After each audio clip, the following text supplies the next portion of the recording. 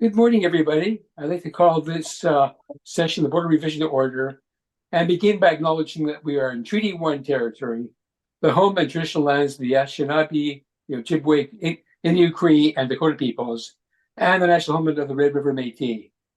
Our drinking water comes from Shoal Lake 41st Nation and Treaty 3 territory. I will be chairing today's meeting. My name is Harvey Diamond. With me today are Doug Marks and Valerie Werhoon forming our panel.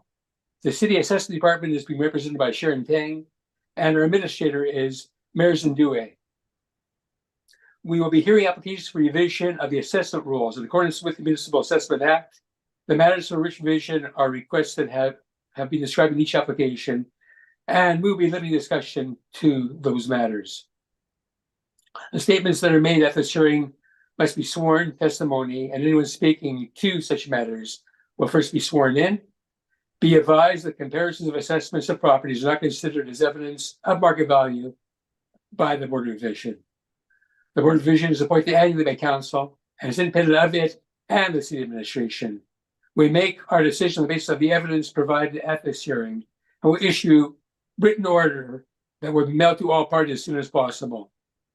Please note that the Board's decision with respect to an application may be appealed to the Manitoba Municipal Board if the matter pertains to assessed value or classification, or to the Court of King's Bench if the matter pertains to an application for exemption from taxation. And should a party wish to appeal, information on to do so will be included with our order. With respect to the hearing process, I will confirm the points of appeal with their property to be addressed with each applicant following the swearing in. We'll then have the assessor's testimony followed by any questions the applicant may have, and then the applicant's testimony followed by any questions. And each side will be given an opportunity to summarize if they wish to do so.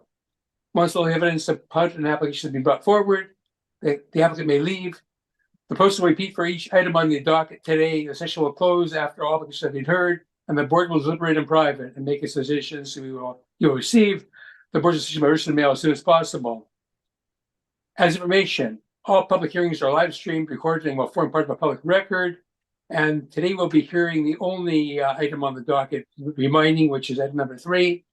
And Ms. Due, you can please affirm the assessor and the applicant's testimony at this time. Madam Assessor, please state your full name. Sharon Tang. Do you affirm that the evidence you're about to give at this hearing is the truth, the whole truth, and nothing but the truth? I do. Thank you. Ms. Schimmelman, please state your full name. Diane Schimmelman. Do you affirm that the evidence that you're about to give at this hearing is the whole truth and nothing but the truth? Yes, I do. Thank you. You may be seated. Mr. Zarnowski, please state your full name. Justin Zarnowski. Do you affirm that the evidence that you're about to give at this hearing is the truth, the whole truth, and nothing but the truth? I do. Thank you. You may be seated. Okay, so the first matter that we're dealing, or the only matter we're dealing with, is the property at 1010 Taylor Avenue. And Ms. Tang, when you're ready, you can proceed with your evidence. File number is 24-573. Roll number is 1209-780-9135. Address is 1010 Taylor Avenue. The assessed value for 2025 is $5,293,000. Page 3 of my brief shows some comparables for the land. It shows the trend for the land value increase over the years. Page 4 and 5 of my brief shows that there is a permit for the subject property. My understanding is that the building is already completed and we'll be adding the property on the roll, hopefully by the end of this year. The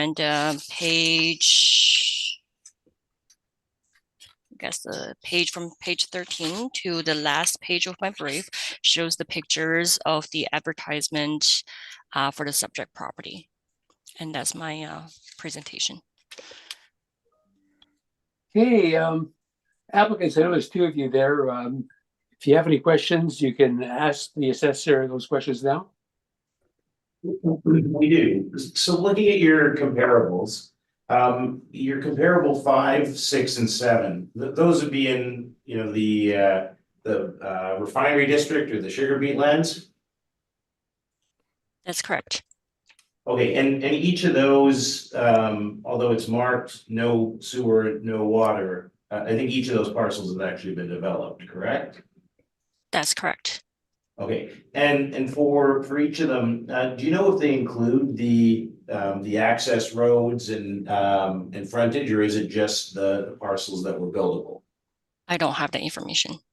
And so, to the extent that you're looking at sale price per acre, though, if it doesn't include an access, presumably the sale price per acre would be higher than if it had to include access to the site as well.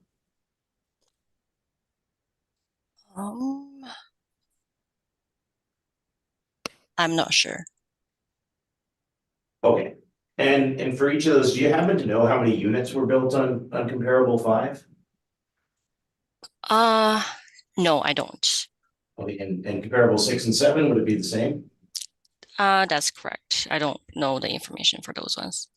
And so when valuing these, call them shovel-ready, sites that are sort of immediately available for development, would you ever consider using a per unit value, saying, you know, it's worth 30,000, 40,000 a unit rather than based on land size? I think the only reason I'm putting these comparables on the evidence is because just because I want to show a trend of the increasing value over the years. I guess the land value at this point, it doesn't really matter, just because we're going to put the building on the property. And then once we complete that process, the property valuation is going to change to income producing properties. So the land value is not going to make a difference.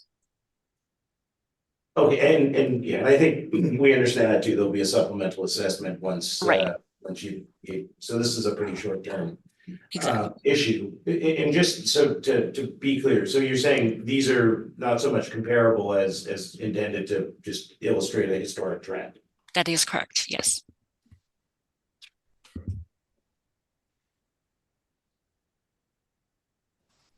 I don't think we have any other questions then.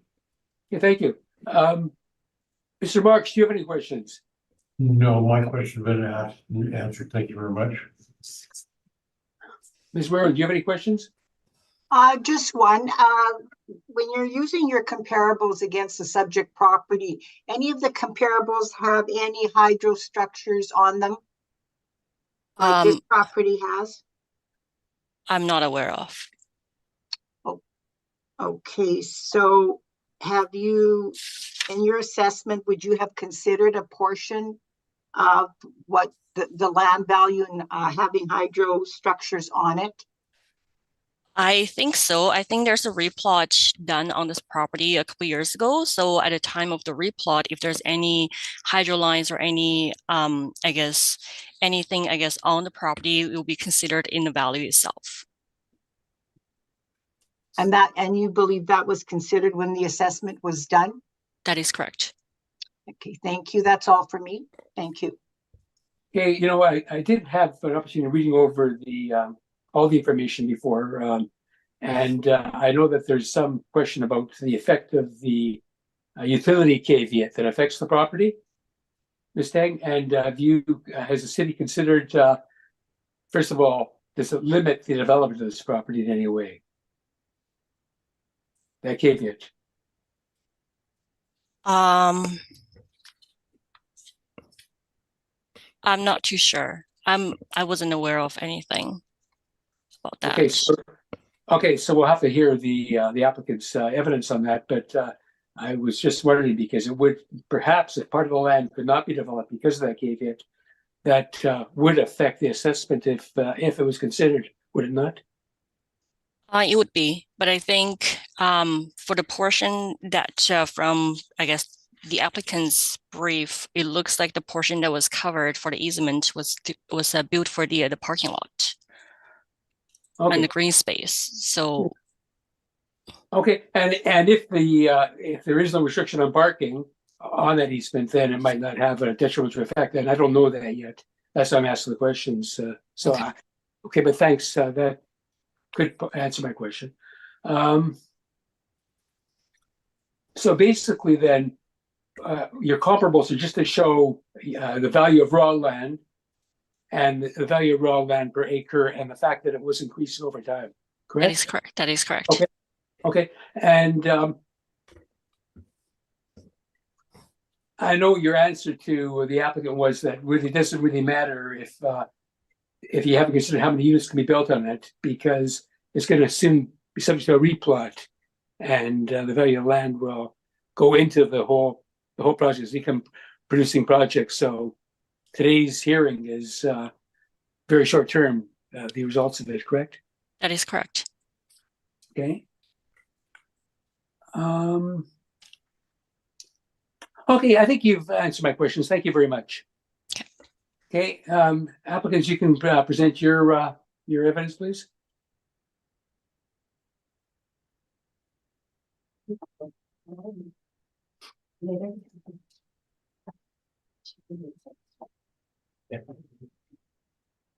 Thank you. Okay, page 1 of our brief, the property under appeal is vacant land at the time of the assessment. There's significant impairments from the hydro easements, and that's shown on page 2. You can see the gray shaded area that runs all along the front of Taylor. So that's where you can't build buildings on that. It is used for entrance and parking, but you can't build anything on that property. So it reduces the size of the land that you can build on, basically. We've also found that it's impacted our ability to lease. You know, excuse me, Sure. I don't mind you giving evidence, but I'd like you to do it one at a time because. Okay. Okay. Sure. Okay, so on page 2, we can see, like I said, the gray shaded area that is easement, and then the remainder where the yellow where the building is built.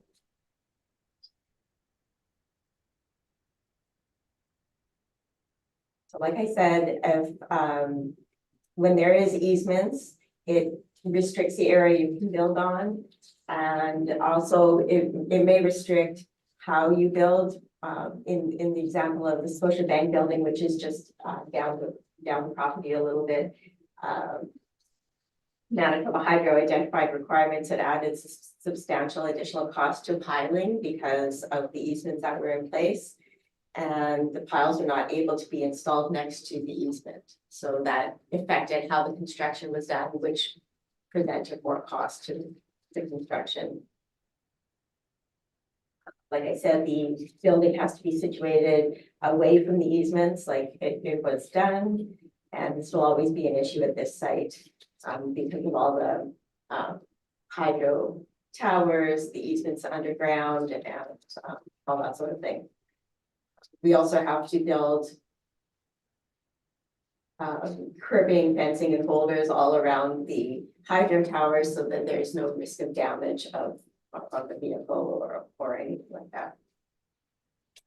Page 4 is some comparables for the land. If you notice on the very right-hand side of the comparable table, there's something called price per unit, and that refers to how many units can be built on a subject property. And that really, it's kind of like the income approach on an income property. It's the return on your cost of building the number of units you can build, and that's your return on your land or your investment. So we find that this metric of valuing makes more sense for vacant land when you're building multi-residential. So if you notice, you can see that the price per unit goes anywhere from 13,000 up to as high as 34,000 or 37,000, and then at the bottom there's the minimum, the maximum, the mean, and the median totaling. So we find that metric is more important when valuing a property. So on page 5, from the large table, I selected 5 comparables that are more comparable to the subject, and you can see that the price per unit goes from 14,700 up to 33,000. The average turned out to be Let's see my number. The average was. I guess the average of all of them was 20,939, and then I adjusted that because some of these sales are from older years, and I came up to a value of per unit of 28,809. And our entitlement on this property was to build 124 units. That was as a result of the sewer capacity and how we could use this land in this area. And so at 124 units, with the adjusted price per unit, we come up to a value of 3,572,361,000. We also looked at the price per acre and the value of that by that way is about 4 million. So somewhere in between is the real value of this land. We chose the 4 million to be conservative, and we feel that that's the value of the land. And so a couple of things to consider, and with respect to the hydro easements, part of the reason why we think that the per unit value is more reflective is, yeah, we can park on it, but the reality is people are expecting in a complex of this size and quality for indoor parking, and so a lot of that parking is actually underutilized. So the other thing it does is it does render the land less valuable. People don't like to be next to these aren't, little power, for distribution. These are the massive lattice towers that are providing power to all of Southwest Manitoba from the substation at the hydro building. So these are the type of towers, and they're on the south and north side of this property, where people do often feel less comfortable living there. We've had some impact on the leasing of this building by virtue of people being unwilling to do that. The other thing that Diane mentioned is there are sewer, because this is a combined sewer district. So when we did this building permit, the city said to us, if you wanted to build 125 units, we'd say no. 124 is the absolute maximum. We're sending you an email saying you're not going to be able to build anymore. And so part of the reason why the building looks like it does, and why there's, you can call it green space, it's really vacant land that we don't have any ability to build on. That's another reason why we're saying the per unit price is so important here, because despite the actual size, the functional size is much smaller. There's that 15-meter easement on the front. There's an easement that includes the drive aisle on the back. And so this site is more impacted than the others that were put forward. And so that's why we think you look at this and you say, if it's worth, on a per unit basis, you get to a value that makes a little more sense to us, knowing that it's short term and we'll have to come to probably some agreement on what the apartment building's worth once it's valued. Okay, and that's your evidence? It is. Thank you very much for your presentation. And Ms. Tang, any questions of the applicants? I don't have any questions. Ms. Guerrero, do you have any questions? I do not, sir. Thank you.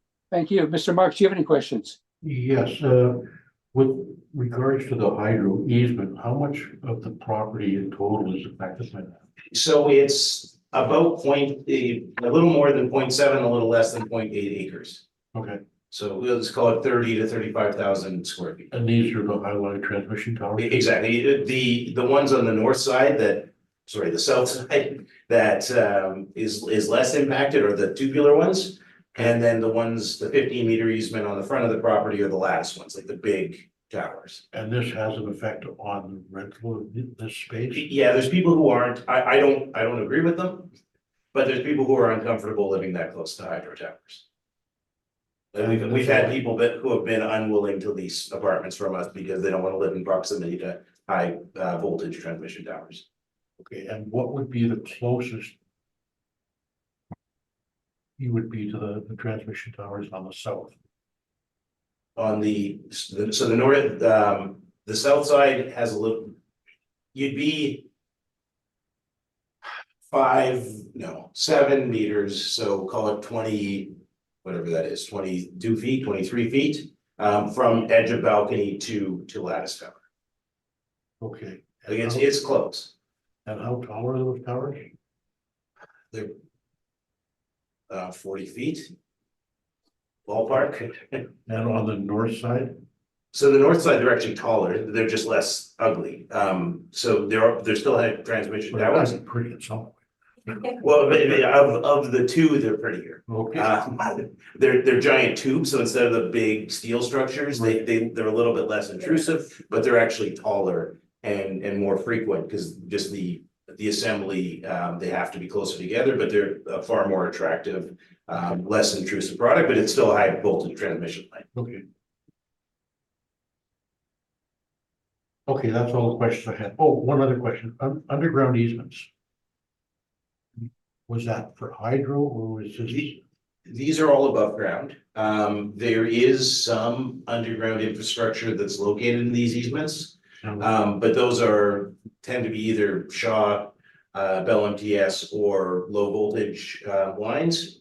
So that would be more or less for transfer kind of operation. A little bit higher than that, but not like these two, the main tubular lines serve all of Southwest Manitoba. These would be serving the immediate area, the ones that are buried, but Okay. they're less impactful.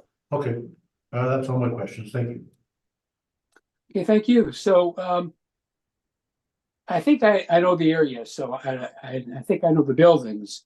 So this is the third building that Shinneco's building of this nature in the area. It's our second apartment, if you count Scotiabank and Walmart, it's the fourth building on the site. Okay, so you have one other apartment building that is close by. We do, yeah. Yeah, and this one in particular, you indicate the caveat has a detrimental effect, you're saying, and the people, anybody living in the building, is it in the process of being leased up at this point? Sorry, we missed some of that. I don't want to guess at your question. No, don't guess. I'll repeat it. So is anybody living on the site? Do you have any tenants in the building right now? So in the first building, we've still got some vacancy, but it's almost done. This is the second one. Yes. I think we're 80% leased up. In this building itself, so there still are leases available? Yes. And the first building, is it leased up yet, or does it still have vacancies? I think we have a couple of the, call it least desirable suites that we're still trying to fill. Okay, But both of the buildings, the easement actually runs east-south, and the buildings are identical. They're both 124 units. So both of them are L-shaped. They have 3 garages. They were each kind of uniquely designed because of the constraints of the hydro easements. Like it's almost edge of building to edge of building is easement. Like we squeezed in kind of as the perfect building that we could. But the easements are huge constraints here for sure. okay. And it's a desirable area, would you agree? Absolutely. Yeah, and that's why Shinneco's building there, obviously. It's handy to shopping. It's basically adjacent to River Heights, and I would say those are luxury apartments that are going in there. They certainly are luxury. As a River Heights resident, I might disagree with this being River Heights, but Adjacent to, yeah. okay, I won't disagree with you. Adjacent, I don't think it's in River Heights itself, but adjacent. Yeah, no, we think it's a fantastic area. Yeah. If you look at the assessor's brief, but there are certainly site constraints as well. Sure, and cost per unit I see as a good argument, because obviously somebody buying the property is going to see what they can produce out of it. So I don't mind that argument, but I'm asking this, the fact that you can still park on the easement means there's a lot of surface parking, and that's desirable, is it not? We've actually found it's less desirable than you think. We've had less, and part of that is because of the mixed use, the having the Sobeys there, Bagel Smith, Boston Pizza. We've had a lot less uptake on our parking than we thought we would. And obviously the surface parking is the least desirable. So we have 1-to-1 indoor, meaning we have 124 indoor spots at each of these apartments. And so if we were gonna go back and do it again, we would do less surface parking. Although because of the easements, we can't really do more building. So it actually was less valuable than we would have thought even 2 years ago. Okay, and obviously it costs more to produce underground parking than it would be to produce surface parking. 100%. Okay, but you also can get more revenue from underground parking after you can from surface parking. Do you agree with that? It's more that the suites are more leasable like the revenue from the parking almost doesn't pay for itself, but people who are gonna be renting new apartments in this neighborhood are gonna expect to have at least one indoor stall for their unit. Oh, sure, I agree. I mean, it makes the property much more desirable. If you only had surface parking, you wouldn't be able to get the rent that you can get for the suites. Exactly. Yeah, Or the okay. type of tenant.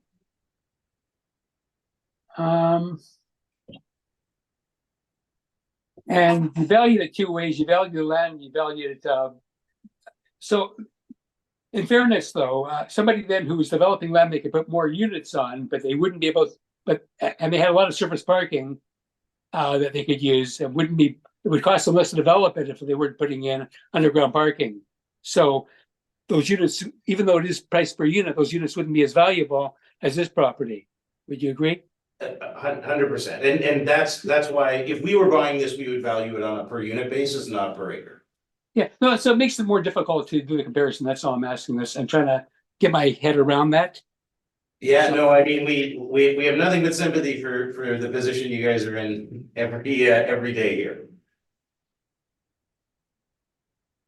Okay, well, you know what? I know that we'll try to come up with obviously what we think is fair and everything. And it's nice to know that there's a short term for everybody, so that once it's developed completely and goes for reassessment, hopefully, as you said, you'll arrive at something everybody's happy with.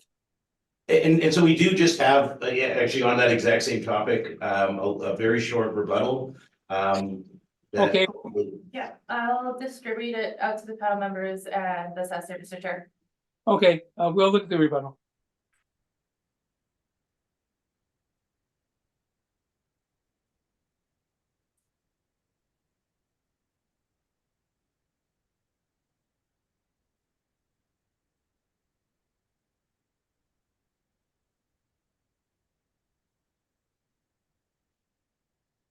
It should update shortly. Okay, I'll tell them when you tell us it's ready.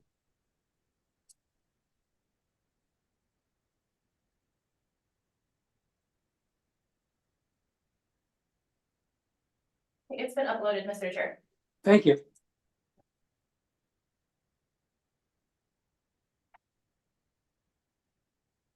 Okay, I think we have it now, so I'm just opening it and you can proceed when you're ready. Okay, and this ties into our kind of thesis that really the most appropriate valuation metric here is price per unit. So we couldn't find sort of public information on each of them, but to the extent that the assessors comps, we were able to locate the units. We just added an extra column and said, this is the price per unit to give you a sense of where those comparables fell, and then that the subject property was significantly higher than each of them. So again, I mean, we explained this in our mainline argument. Just we think that per unit values are probably the best way to look at this, and we thought this might be a helpful table to just have you understand the assessor's comparables, although we thought they were intended to be actual comparables and not an indicational land value at the time. Okay. Ms. Tang, do you have any questions regarding the rebuttal? I don't have any questions. Mr. Marks, do you have any questions?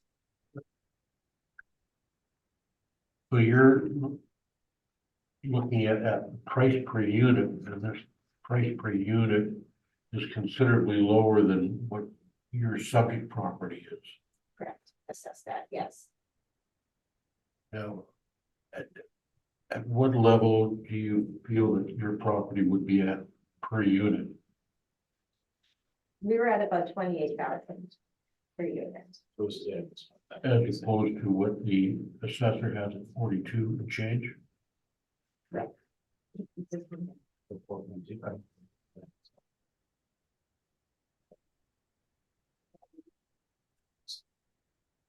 Oh, okay. Oh, okay, sorry, yeah. So your price is a little what? No, it's a little bit more than that, but I'll just, I'll figure it out.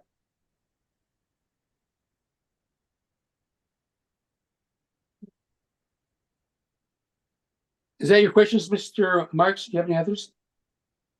We're just frantically answering it. We're at 34,724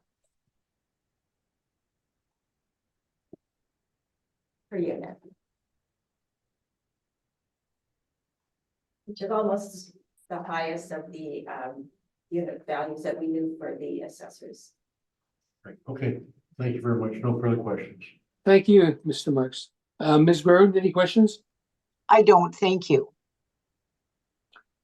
Okay, so I guess my question is, looking at your comparables that you've utilized in your rebuttal, and which one of them, if you're looking at them, would you say is closest to your property?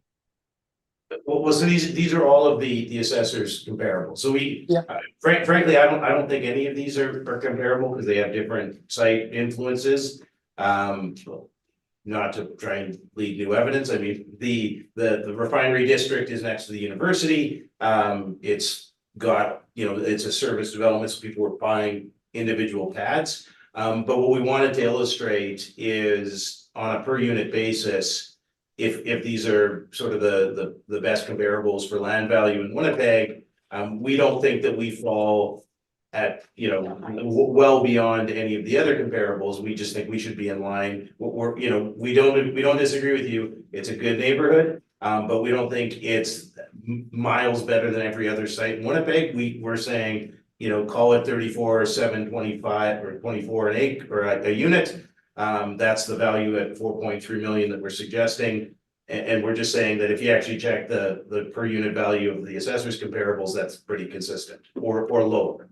Okay, I'm looking at actually number 6, which is the highest one, and if you multiply 35,272 by 124, you'd come to $4,373,000 and I don't know, I don't know if that's a comparable location or not, but that's the highest.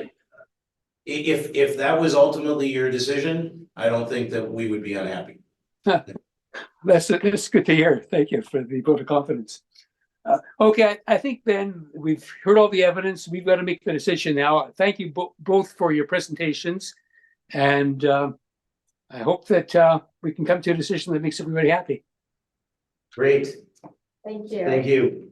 Thanks for your time. Nick. Thanks. Thank you. Thank you.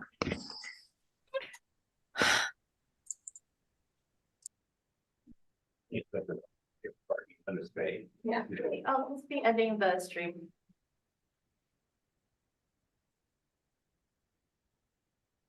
What's the speed on that car? It gets, my brother's got a Hellcat. He's a single guy. And his car is only slightly faster than mine. Really? It's got a lot of pickup. Because the electric cars, there's no gear, right? So it's just. It's instantaneous. Yeah. I still